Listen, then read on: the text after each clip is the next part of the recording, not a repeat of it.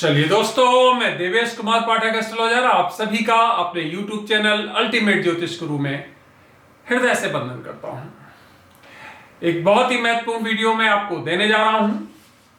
Syria worse than ever, cruelty at peak, इसके बारे में मैं आपको पहले वीडियो दिया था, उसके कंटिन्यूएशन में आपको बता रहा हूं और बताऊंगा कि आगे क्या होने वाला है। आगे बढ़ने से पहले अगर चैनल सब्सक्राइब नहीं किया तो चैनल सब्सक्राइब कर लीजिए, क्योंकि यहां पर मैं आपको भविष्य में घटित होने वाली घटनाओं के बारे में पहले ही बताने का प्रयास करता हूं और आप देखते होंगे घटनाक्रम कुछ उसी तरह घटित होता पाया जाता है।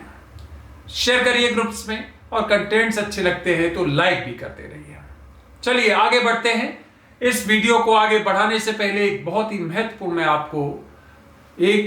महत्वपूर्ण सूचना दे रहा हूं कि मैंने एक वीडियो तैयार किया था बांग्लादेश में हिंदुओं के ऊपर अत्याचार जो हो रहे हैं उसके ऊपर, और आप लोगों की जो प्रतिक्रियाएं आ रही थी उनको देखते हुए किया था, लेकिन मैंने उसको अपलोड नहीं किया।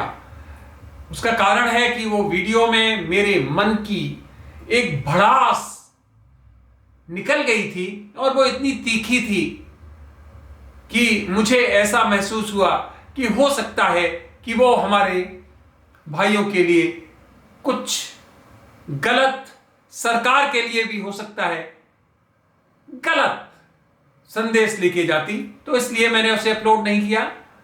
हो सकता है मैं उसको अपलोड करूं भविष्य में या उसी तरह का दूसरा वीडियो बना के अपलोड करूं, क्योंकि कई बार ऐसा होता है घटनाक्रम देख के मनुष्य विचलित हो जाता है और कई बार सत्य बहुत कड़वा होता है और वो सत्य इतना तीखा होता है कि जिसे सुनने की हर व्यक्ति को, हर मशीनरी को, हर सरकार को ताकत नहीं होती है। तो इसलिए कोई नहीं, उसके बारे में मैं आगे आपको वीडियो जरूर दूंगा।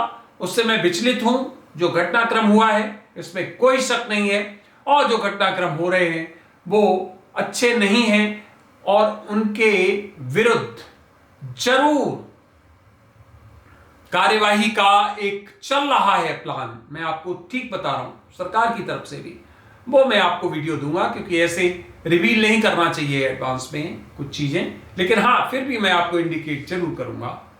तो आप लोग निश्चिंत रहिए, उसके बारे में भी मैं कोशिश करूंगा कि आपको रिफाइंड वे में वो वीडियो दूं। चलिए, अब सीरिया के बारे में मैंने पिछला वीडियो आपको दिया था जिसमें मैंने बताया था कि सीरिया में 21 तारीख तक बहुत बड़ा नरसंहार होने वाला है और वहां के जो प्रेसिडेंट हैं असद, उनकी सरकार जाएगी, उनको जाना ही पड़ेगा। याद होगा शायद आपको, हमारा पिछला वीडियो आप जाके देख सकते हो, मैं उसका आपको लिंक दे दूंगा। और आपने देखा कि वो सरकार ध्वस्त हो गई, प्रेसिडेंट को जाना पड़ा, राष्ट्रपति ने शरण ली जाके, रूस में शरण ली जाके। और अब सीरिया की परिस्थितियां बहुत विपरीत है। अब इसीलिए लिखा है Syria worse than ever. Syria में बहुत पीछे रक्तपात हुआ, बहुत वहां पर रेबेलियन जिसको आप कहते हो, रेबेलियन ग्रुप्स हुए, बहुत वहां रेबेल्स हुए। लेकिन जो परिस्थितियां अब होंगी वो बहुत विचलित करने वाली होने वाली हैं। आपको पता है कि ये परिस्थितियां जो है वो वहां के जो कहते हैं कि जो एक कालखंड था जिसको डिक्टेटोरियल कहते हैं, तानाशाही कह सकते हो आप, वहां से एक तरह से रिस्पाइट मिला है। लेकिन यह सोचना गलत है। यह वही है कि एक खाई से और कुएं में गिर जाना, ये वही परिस्थिति है। तो अब क्या इसके आगे की परिस्थिति है? पिछला सब कुछ खत्म हो गया शासन असद का, और वो अपनी जान बचाकर वहां से भाग गए अपने परिवार के साथ, मुश्किल से। अभी क्या होगा सीरिया में समझ लीजिए। मैंने 21 तारीख तक का कालखंड दिया था आपको, उसका मैंने कैलकुलेशन किया था। आप देखेंगे 21 तारीख तक वहां विचलित करने वाली स्थितियां पैदा होने वाली हैं। वहां कई देशों के आक्रमण होने वाले हैं, कुछ सीधे, कुछ छिपे हुए, जिसमें इजराइल, अमेरिका मुख्य भूमिका अदा करने वाले हैं, और रूस भी। ध्यान रखिए, रूस के आक्रमण बहुत भयंकर हो चुके हैं और इससे भयंकर और होने वाले हैं। ईरान अपनी मर्सिनरीज को वहां पर एक्टिवेट करने वाला है। इसका मतलब क्या हो गया कि सीरिया कई खंडों में विभाजित होने वाला है। जो आगे होगा वो मैं आपको बता रहा हूं। सीरिया कई खंडों में विभाजित होने वाला है। जिस ग्रुप ने अभी ये कब्जा किया है सीरिया पर और इस सरकार को गिराया है, उस ग्रुप के कुछ महत्वपूर्ण कमांडर्स मारे जाएंगे, उनको मार दिया जाएगा, आप देखेंगे। और जो उनके ग्रुप में शामिल हैं उनमें से कई लोग खत्म कर दिए जाएंगे। इस समय का जो दौर चल रहा है बहुत ही अंधा दौर चल रहा है। यहां मानवता या सहानुभूति या इस तरह की बातों का कोई जिक्र करना भी एक पाप है, अपराध है। आपको पता है मानवाधिकार आयोग, मानव अधिकार, ये सब उन्हीं देशों के लिए होते हैं जो देश सहिष्णु होते हैं, जो माइल्ड होते हैं, इंडिया जैसे देश। यहां अगर कुछ हो जाए तो मानवाधिकार आयोग आ जाएगा, दुनिया में त्राहि त्राहि मच जाएगी। इंडिया में ऐसा हो गया, ऐसा हो गया। अब इन देशों में यह सब कुछ हो रहा है, मैंने मानवाधिकार की कोई आवाज नहीं सुनी, कोई मानव आयोग नहीं हमें दिखाई दिया। यह सब क्या है?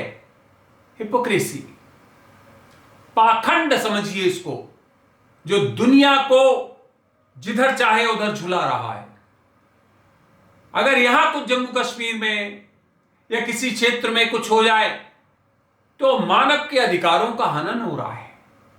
और अगर वहां हजारों लाखों लोग सूली पे चढ़ा दिए जाए, शूट आउट कर दिया जाए, तो कोई मानव अधिकार खत्म नहीं होते हैं।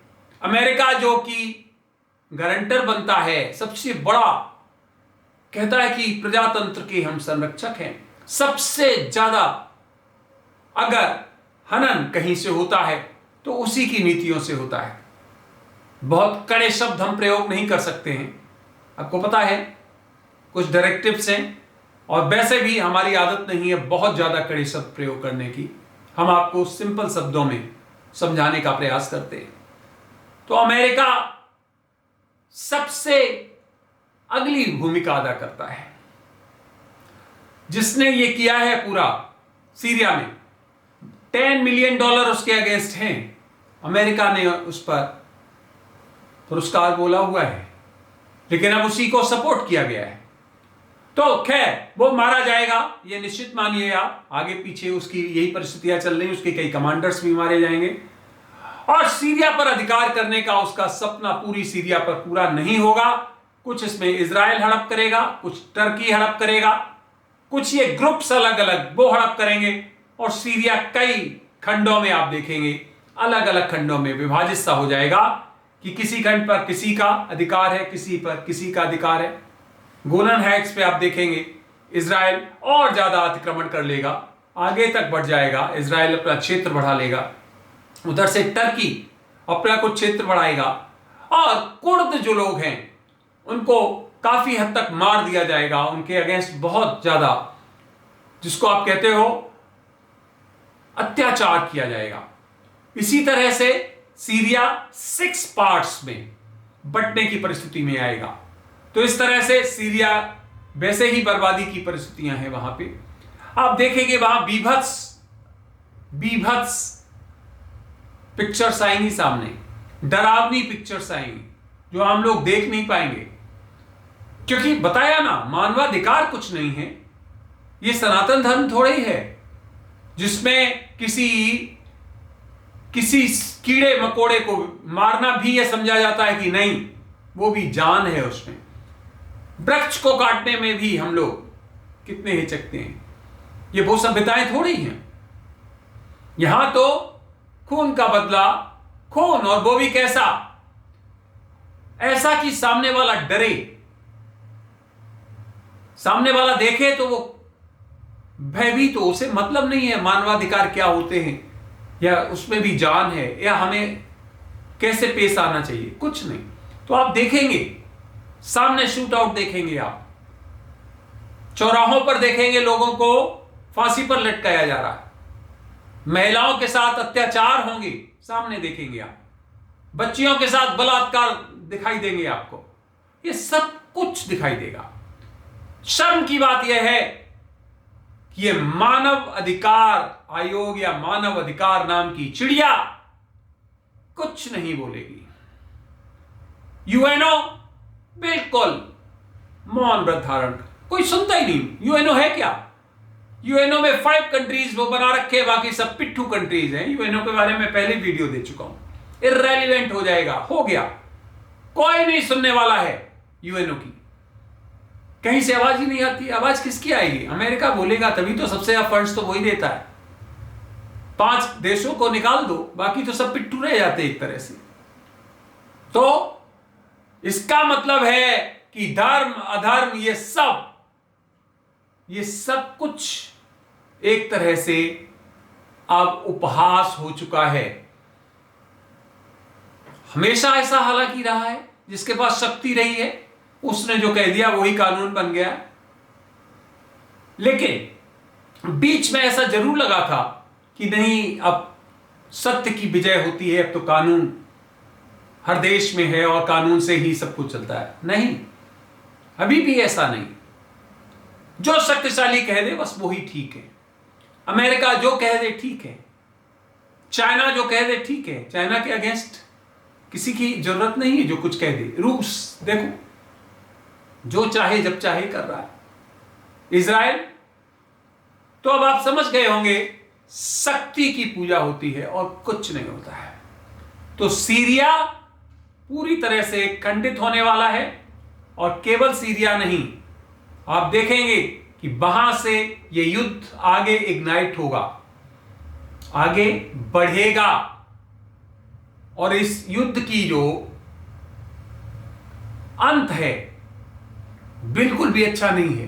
ध्यान रखिए, क्योंकि युद्ध की परिस्थितियां अब और ज्यादा, आप ये मत समझिए शांति हो जाएगी इससे, नहीं, इससे और भड़केगा युद्ध अलग अलग क्षेत्रों में, जिसके कारण बहुत बड़ी संख्या में लोग मारे जाएंगे।